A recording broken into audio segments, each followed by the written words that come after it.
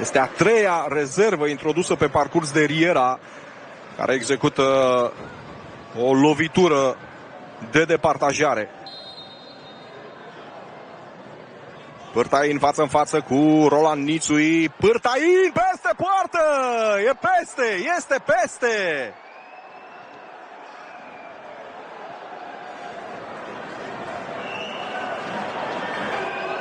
Ion Gheorghe față în față cu Vidovșec. Ion Gheorghe, gol! Și Sepși merge în turul următor din Conference League cu mari emoții, dar merge. 3-3 la general, 4-2 la lovituri de departajare.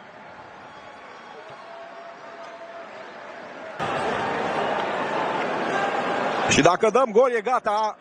Dacă dăm gol este gata. Trage tare pe centru